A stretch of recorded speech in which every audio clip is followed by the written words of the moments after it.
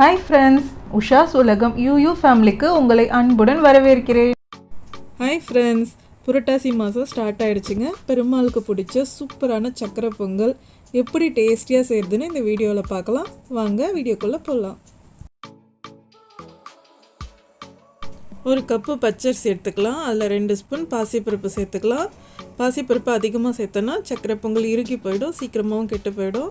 அதனால் ஒரு cup பச்சரிசிக்கு 2 spoon பாசிப்பருப்பு எடுத்துக்கலாம். எந்த கப்பில் நம்ம அரிசி எடுத்தோமோ அதே கப்பில் 3 கப்பு தண்ணி விட்டுக்கலாம். நீங்கள் குக்கரில் செய்கிறதுனாலும் செய்யலாம். நான் எப்போவுமே இந்த மாதிரி பாத்திரத்தில் தான் செய்வேன். எங்கள் வீட்டில் இந்த டேஸ்ட்டு தான் எல்லாருக்கும் ரொம்ப பிடிக்கும். தண்ணி கொதித்ததும் நம்ம அளந்து வச்சுருக்கிற அரிசியை நல்லா ஒரு 3 முறை வாஷ் பண்ணிவிட்டு இதில் சேர்த்துக்கலாம்.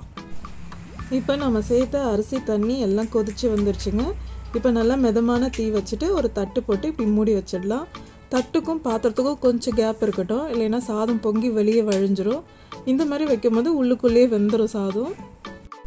இப்போ சாதம் நல்லா மசிஞ்சு வந்துருச்சுங்க. ஒரு கரண்டி வச்சு நல்லா மசிச்சு விட்டுக்கலாம்.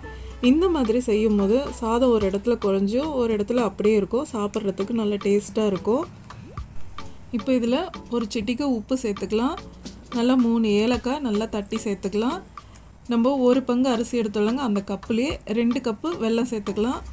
இல்லை உங்களுக்கு ரொம்ப சுகர் அதிகமாக இருக்கிற மாதிரி இருந்ததுன்னா 1.5 கப்பு சேர்த்துக்கோங்க. நான் இன்றைக்கி 1.5 கப்பு வெல்லம் சேர்க்குறேன். இப்போ இதில் ஒரு சிட்டிகை பச்சை கற்பூரம் சேர்த்துக்கலாம். பச்சை கற்பூரம் சேர்க்கும் போது நல்லா வாசனையாக இருக்கும் சக்கரை பொங்கல். இப்போ நல்லா வெல்லம், நம்ம பச்சை கற்பூரம், ஏலக்காய், உப்பு எல்லாம் சேர்த்து நல்லா கலந்து விடலாம். இப்போ ஒரு நல்லா 5 நிமிஷம் மூடி வைக்கலாங்க. நம்ம சேர்த்த வெல்லம்லாம் நல்லா அரிசிக்குள்ளே சேர்ந்து வரும். இப்போ சக்கரை பொங்கல் நல்லா வெந்து வந்துடுச்சுங்க. இப்போ நம்ம தாளிச்சிக்கலாம். எப்போவுமே சக்கரை பொங்கல் செய்யும் போது நம்ம நெய்யில் தாளிக்கிறத விட ஒரு 3 ஸ்பூன் கடலெண்ணெய் சேர்த்து அந்த எண்ணெய் சூடு பண்ணி சக்கரை பொங்கலில் சேர்த்துட்டு அதுக்கப்புறம் நெய் விட்டு முந்திரி திராட்சை தாளித்து சேர்த்தோன்னா சூப்பராக இருக்கும். இந்த எண்ணெய் வந்து சக்கரை பொங்கல் வந்து இறுக விடாமல் பார்த்துக்கும்.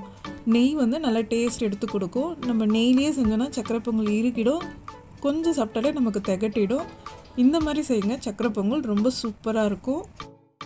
இந்த வெல்லம் சுத்தமாக இருக்குங்க, தூசு கல் எதுவுமே இருக்காது. அதனால் நான் அப்படியே சேர்த்துட்டேன். நீங்கள் நல்லா வெல்லம் கரைச்சிட்டு அந்த தண்ணியை வடித்து கூட சேர்த்துக்கலாம். அவ்வளோதாங்க, நம்மளுடைய சூப்பரான சக்கரை பொங்கல் ரெடி ஆயிடுச்சு. பாருங்கள், பார்க்கும்போது எவ்வளோ சூப்பராக இருக்குது.